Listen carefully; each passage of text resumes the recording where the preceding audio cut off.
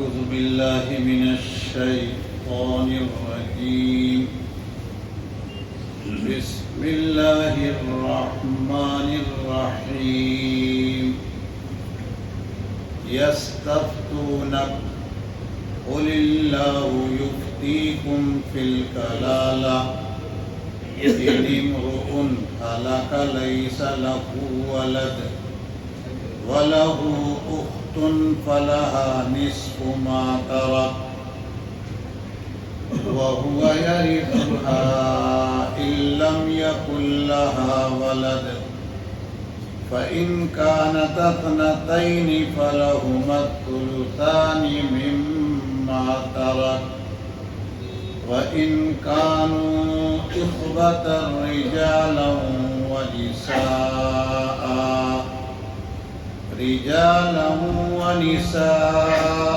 فللذكر مثل حظ الأنثيين يبين الله لكم أن تضلوا والله بكل شيء عليم. صدق اللہ العظیم. آپ کے سامنے پارہ نمبر 6 سورت نمبر 4 سورہ نساء کی آخری آیت 176 نمبر کی تلاوت ہوئی ہے. اللہ تعالیٰ کا ارشاد عالی ہے یستفتونک، لوگ آپ سے فتویٰ طلب کر رہے ہیں، لوگ آپ سے حکم دریافت کر رہے ہیں. قل، آپ کہہ دیجئے اللہ یفتیکم فی الکلالہ، اللہ تمہیں کلالہ کے بارے میں حکم دے رہے ہیں، اللہ تمہیں کلالہ کے بارے میں فتویٰ دے رہے ہیں.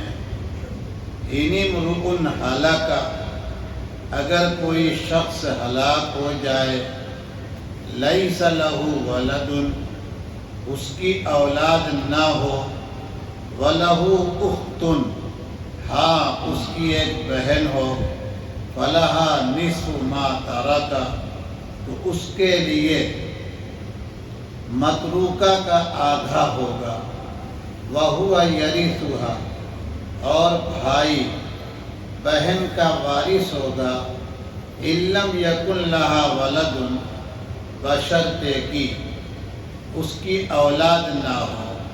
فإن كانت اثنتین، اگر 2 بہنیں ہیں، فلہما الثلثان مما ترک، تو دونوں کے لیے متروکہ مال میں سے 2/3 ہے.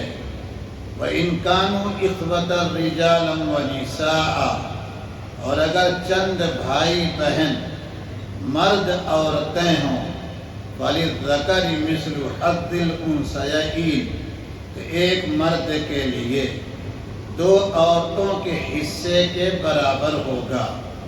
يُبَيِّنُ اللَّهُ لَكُمْ أَن تَضِلُّوا، اللہ تم سے صاف صاف بیان کر رہے ہیں کہ تم کہیں غلطی میں نہ پڑ جاؤ.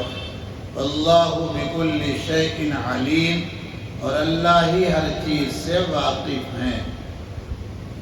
اس آیت نمبر 176 میں اللہ تعالیٰ نے کلالہ مرد اور کلالہ عورت کی میراث شرعی، یعنی اللہ نے جو تقسیم کی ہے اس کی پراپرٹی کو، اس کو بیان فرمایا ہے. کلالہ کس کو کہتے ہیں؟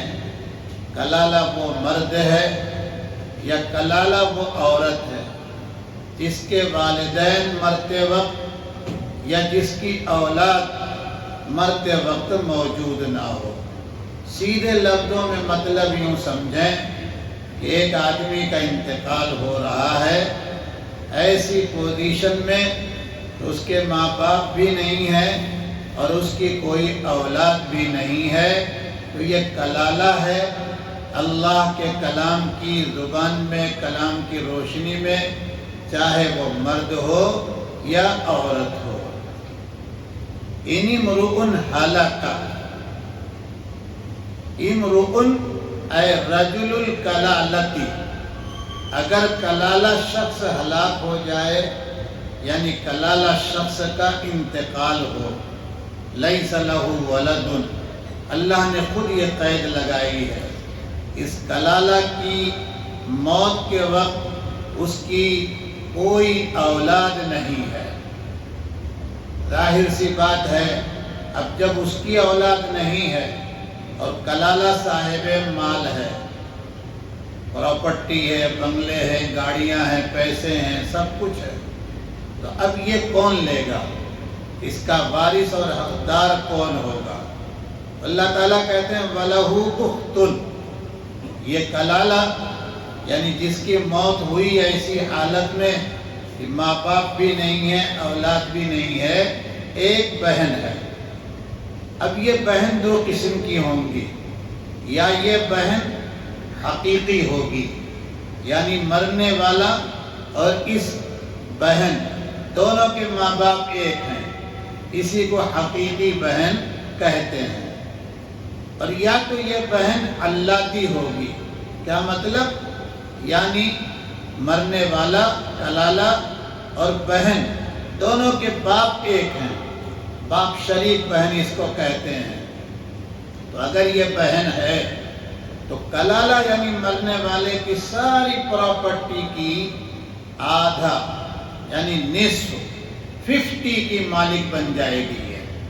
فَلَهَا نِصْفُ مَا تَرَكَ، تو جو کچھ اس کے متروکہ مال میں سے ہے اس کے لیے ہے، یعنی اس بہن کے لیے ہے۔ ختم ہو گئی بات۔ جیسا کہ ابھی ہم نے عرض کیا، کلالہ مرد ہوگا، کلالہ عورت بھی ہوگی۔ اب ایک عورت کا انتقال ہو رہا ہے، اس کے والدین نہیں ہیں، کوئی اولاد بھی نہیں ہے، ایک بھائی ہے۔ بھائی بھی دو طرح کا ہوگا یہاں، حقیقی بھائی یعنی اس مرنے والی عورت اور بھائی دونوں کے ماں باپ ایک، جس کو حقیقی کہتے ہیں۔ اور یا تو بھائی ایسا ہوگا کہ مرنے والی عورت اور بھائی دونوں کے باپ ایک ہیں، تو باپ شریک بھائی۔ تو اب یہ مر رہی عورت، والدین بھی نہیں ہیں، پہلے دنیا سے جا چکے ہیں، اولاد بھی کوئی پیدا ہی نہیں ہوئی یا ہوئی مر گئی، جو بھی ہو، بھائی بچا ہوا ہے۔ تو یہ بھائی بہن کی پراپرٹی میراث کا وارث ہوگا یا نہیں؟ فرمایا اللہ تعالیٰ نے، دیکھیے وَهُوَ يَرِثُهَا، یعنی یہ بھائی ایسی بہن یعنی جس کو شریعت نے، اللہ نے اپنے کلام میں کلالہ کہا ہے، اس کی پراپرٹی کا وارث ہوگا۔ لیکن ایک قید رہے، شرط یاد رہے کہ اس بہن کی کوئی اولاد نہ ہو، إِن لَمْ يَكُنْ لَهَا وَلَدٌ، اس بہن کی کوئی اولاد نہ ہو، تو آدھی پراپرٹی 50 حصہ کا یہ بھائی مالک بن جائے گا۔ اب دونوں مسئلے میں ایک چیز اور جوڑ کے چلیے گا کہ مرد کا انتقال ہوا وہ کلالہ ہے، یا بہن کا انتقال ہوا وہ کلالہ ہے۔ مرد کا انتقال ہوا بہن ہے، اس کی وارث، بہن کا انتقال ہوا بھائی، لیکن آدھے سے زیادہ، تو یہ آدھی پراپرٹی کون لے جائے گا؟ آدھی پراپرٹی اللہ تعالیٰ دے رہے ہیں عصبہ کو۔ عصبہ کو رشتہ دار ہوتے ہیں جو ددھیال کی طرف سے جڑ جاتے ہیں، دادا کی طرف سے، باپ کی طرف سے۔ یہ عصبہ دو قسم کے ہوتے ہیں، عصبہ لنفسہ، عصبہ لغیرہ۔ تو عصبہ لنفسہ تو کوئی ہے ہی نہیں، کیوں؟ مرنے والے کے ماں باپ تو ہیں ہی نہیں، مرنے والے کی اولاد ہے ہی نہیں، یہ عصبہ لنفسہ ہی ہے۔ عصبہ لغیرہ کون ہے؟ یہ مرنے والا کلالہ مرد یا عورت جو ہے اس کے چچا ہیں۔ کون ہے؟ یا چچا کی اولاد ہیں۔ تو آدھا ملے گا کلالہ کے بھائی کو، یعنی اگر عورت مر رہی ہے، آدھا ملے گا کلالہ کی بہن کو اگر کلالہ مرد مرا ہے، اور آدھا کس کو ملے گا؟ چچا اور چچا کی اولاد۔ تو یہ مال پورا کا پورا دو وارثوں کو مل گیا۔ مال اس حال میں نہیں ہے کہ جو چاہے ہاتھ ڈال دے۔ یہاں یہ نقطہ سمجھنے کی ضرورت ہے کہ سارے مال کے مالک حقیقی اللہ ہیں، اور اللہ تعالیٰ نے دنیا کا نظام چلانے کے لیے اپنا نائب بنا رکھا ہے لوگوں کو۔ انسانی شکل میں کوئی کہتا ہے کہ میں باپ ہوں تو مالک، کوئی بھائی بن کے، کوئی کچھ، لیکن ان دو کے علاوہ مال کا مالک کوئی نہ ہو، ایسا نہیں ہوگا۔ ان دونوں میں سے کوئی نہ کوئی ہوگا۔ اگر کوئی نہیں ہے، جیسے مال غنیمت میں مال آتا ہے تو پھر اللہ مالک بنتا ہے، وہ بیت المال میں جاتا ہے۔ دنیا میں بھی اس مال کا مالک کون بنے گا؟ اللہ بنے گا۔ تو یہ جو ہے ہاتھ صاف کرنے کا طریقہ کہ جہاں پراپرٹی ملی، جہاں مال ملا، جہاں غریب نظر آئے ہاتھ صاف کیا، اسی لیے یہ حرام کام ہوتا ہے، یہ ناجائز ہوتا ہے، یہ غلط ہوتا ہے۔ نہیں سمجھ رہے ہیں کہ نہیں؟ اس لیے ہمیشہ اس بارے میں بہت فکر مند رہنا چاہیے کہ میری زندگی میں، میری اولاد کی زندگی میں، میرے رشتہ داروں کے ہاں کوئی ایسا مال کا حصہ نہ آیا ہو کہ جس کے ہم لوگ مالک نہیں ہیں، کوئی اور مالک ہے، قوم مالک ہے، پوری رعایا پبلک مالک ہے۔ نہیں سمجھ رہے ہیں؟ اس لیے ہمیشہ اس بات کا پورا خیال رکھنا چاہیے، ورنہ خدائی مواخذہ بڑی خاموشی سے آتا ہے، اور وہ جب پکڑ آتی ہے تو آدمی کی رہی سہی ساری طاقت کی مٹی پلید ہو جاتی ہے۔ تو بہرحال یہ بیچ میں ایک بات یاد آئی تو میں نے عرض کیا، پھر میں دوہرا دیتا ہوں چونکہ یہ میراث کا مسئلہ ہے۔ ان امرؤ ہلک، اگر یہ کلالہ انتقال کیا، کلالہ کہتے کس کو؟ کلالہ سے مراد کون شخص ہے؟ میں نے عرض کیا وہ آدمی ہے کہ جس کے انتقال کے وقت ماں باپ بھی نہ ہو، اس کی کوئی اولاد بھی نہ ہو، یہ ہے کلالہ۔ اب یہ کلالہ مرد بھی ہوگا اور یہ کلالہ عورت بھی ہوگی، سمجھ رہے ہیں کہ نہیں؟ اگر مرد ہے تو اس کی آدھی پراپرٹی کا وارث کون ہوگا؟ بہن ہوگی، اور اگر کلالہ بہن ہے تو اس کی آدھی پراپرٹی کا وارث کون ہوگا؟ بھائی۔ سمجھ رہے ہیں کہ نہیں؟ اور آدھا وہ سمجھا رہا تھا آپ کو، عصبہ لغیرہ ہوں گے، یعنی چچا اور چچا کے لڑکے وغیرہ۔ بات ختم ہو گئی۔ کبھی کبھی ایسا بھی ہوتا ہے کہ کلالہ مرد ہے، اس کا انتقال ہوا، اولاد ہے ہی نہیں، اسی لیے وہ کلالہ ہے۔ بہن ایک نہیں دو بہن ہے یا دو سے زیادہ ہیں، تو ان بہنوں کو کتنا ملے گا؟ ایک نہیں ہے، ایک سے زیادہ ہو گئی، دو سے زیادہ ہو گئی۔ اللہ تعالیٰ فرماتے ہیں کہ کلالہ کے انتقال کے بعد آدھی پراپرٹی کی حقدار بہن ضرور ہے، لیکن اگر ایک بہن کے ساتھ دو، دو کے ساتھ تین، دو تین بہنیں ہیں تو ان تمام بہنوں کو 2/3 ملے گا۔ یعنی کیا مطلب؟ کلالہ کے کل مال کو 3 حصوں میں بانٹ دیں گے، تو 2 حصہ ان دونوں بہنوں کو یا اس سے زیادہ بہنیں جو ہوں گی ان کو ملے گا، اور ایک حصہ جو بچا رہے گا وہ عصبہ کو چلا جائے گا، یعنی چچا اور چچا کے لڑکوں کو۔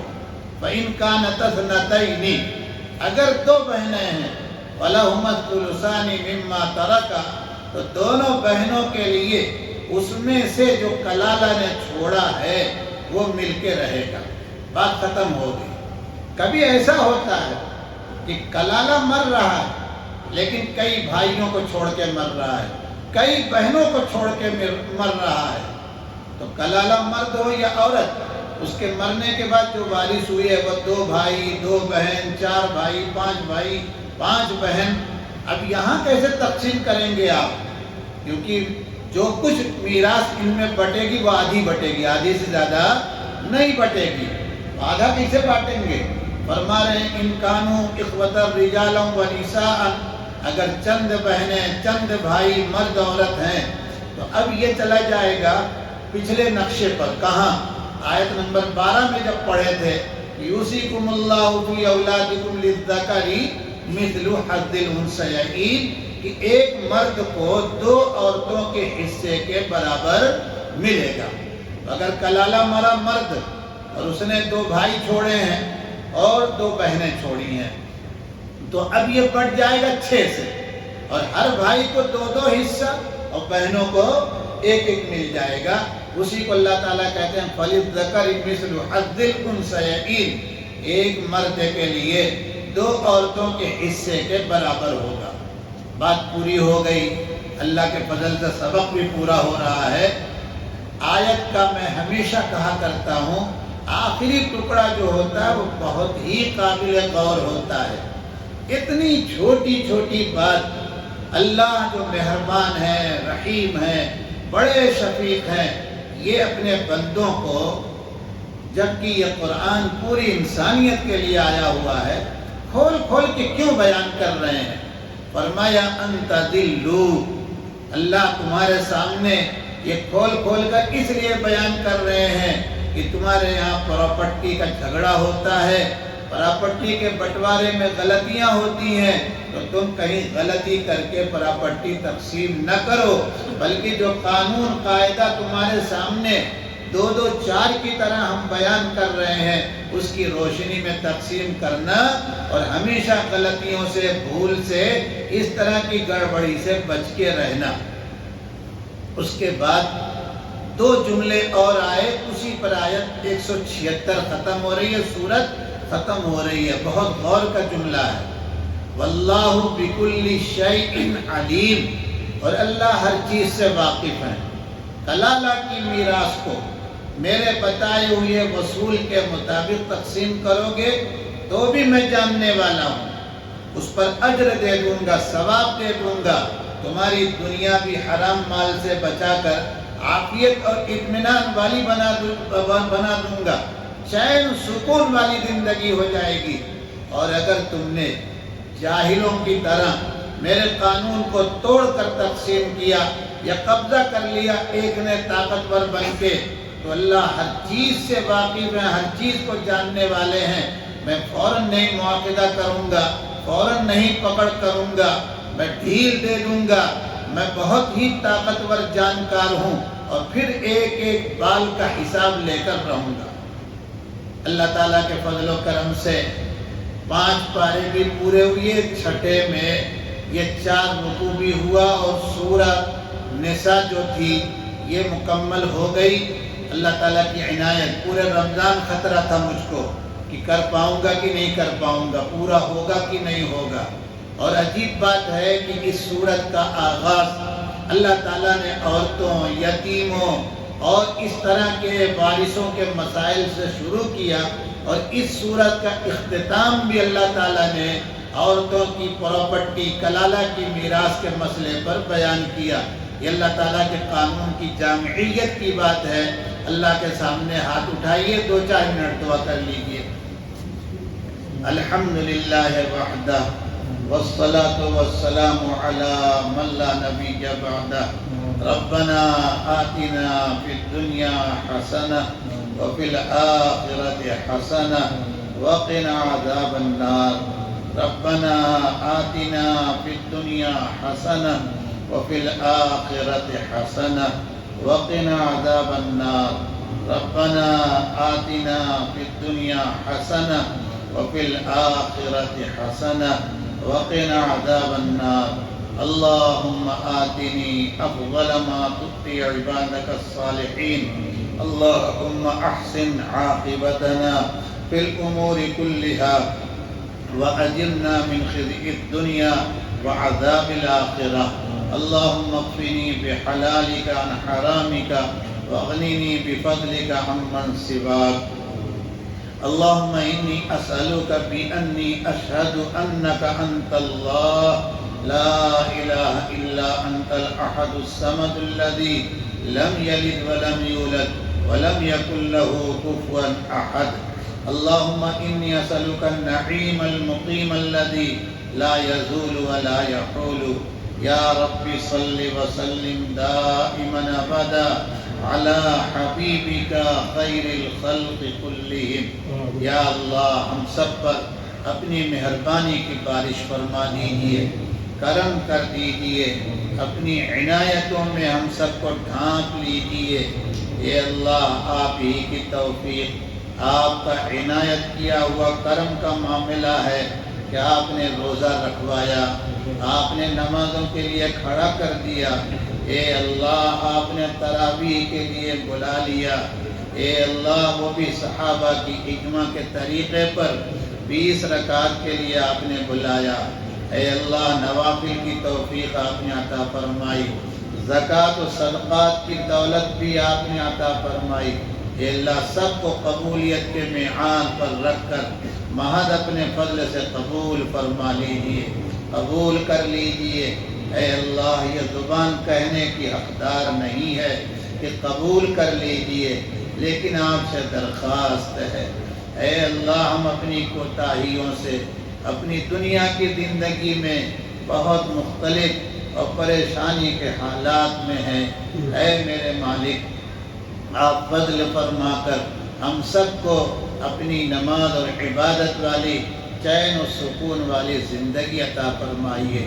اے اللہ کلمہ پڑھنے والے، نماز پڑھنے والے، آپ کے گھر کی طرف منہ کر کے نماز پڑھنے والے جہاں جہاں بھی ہیں ان کے ایمان کی، اسلام کی حفاظت فرمائیے، ان کے جان و مال، عزت آبرو کی حفاظت فرمائیے، ان کے یتیم بچوں کے لیے اے اللہ عید کی خوشیاں منانے کا انتظام کر دیجیے۔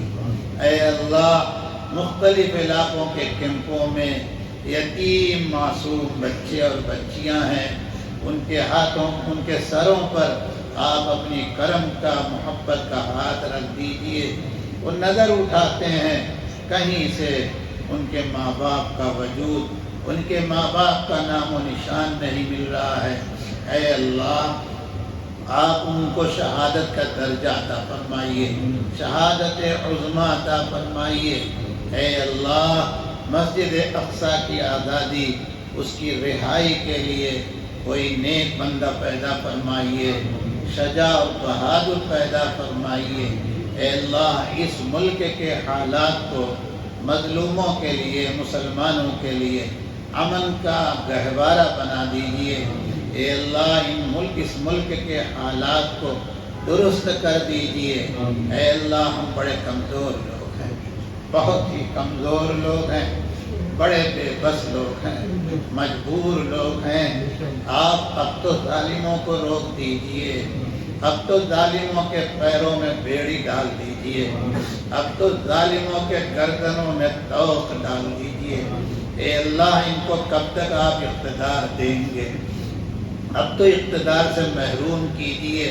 اے اللہ انہوں نے قرآن کے خلاف قانون بنایا، مسجد کے خلاف جگہیں قبضہ کر لی، اے اللہ اب تو کرم کر دیجیے۔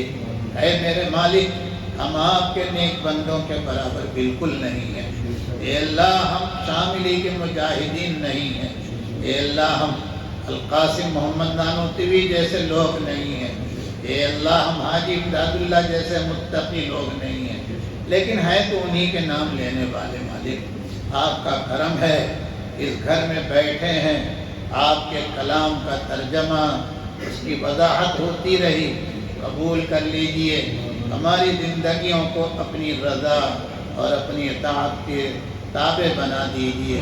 ہم سب کی طرف سے آقا صلی اللہ علیہ وسلم پر بے شمار صلاۃ و سلام نازل فرمائیے۔ آپ کے گھر کی، آپ کی مسجد کی، آپ کے روضہ شریف کی، آپ کے شہر کی اے اللہ بھرپور حفاظت فرما دیجیے، حفاظت فرما دیجیے۔ فاسقوں، فاجروں وغیرہ کے غلبہ کو، ان کی سازشوں کو آپ کے گھر سے، مسجد سے، آپ کے روضہ شریف سے دور کر دیجیے۔ اے اللہ صحیح سمجھ عطا فرمائیے، ہم سب کو دین پر چلنے والا بنائیے، ہماری نسلوں کے ایمان کی حفاظت فرما دیجیے۔ اے اللہ جن لوگوں نے دعاؤں کے لیے کہا ہے یا ان کا ہم پر حق ہے، ان کے جائز مقاصد کو پورا فرما دیجیے۔ سبحان ربک رب العزت عما یصفون والسلام علی المرسلین والحمد للہ رب